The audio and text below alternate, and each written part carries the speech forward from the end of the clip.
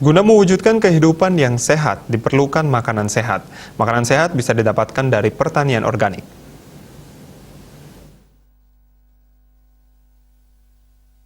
Pertanian organik kini makin diminati oleh masyarakat. Selain untuk tubuh yang sehat, juga untuk lingkungan yang sehat. Di sisi lain, produktivitas pertanian yang tinggi bisa diwujudkan dengan pupuk organik. Masyarakat kini kembali menerapkan pertanian seperti yang dilakukan oleh masyarakat terdahulu. Hal tersebut diungkapkan oleh Koordinator Penyuluh Pertanian Dinas Pertanian Kabupaten Tabanan.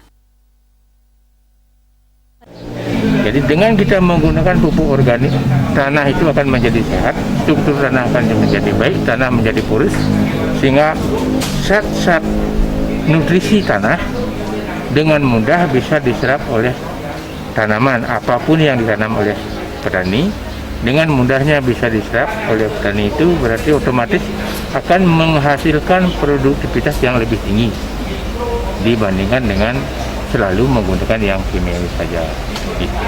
Artinya ini awal dari kebangkitan sektor pertanian yang organik ya Pak ya, sesuai dengan visi AUM tadi ya Pak ya? Iya, awal kembali kita sebetulnya, awal kembalinya kita bangkit, karena baru kita sadar gitu kan ya, sehingga bahwa pertanian yang sudah lama kita tinggalkan itu ternyata merusak lingkungan.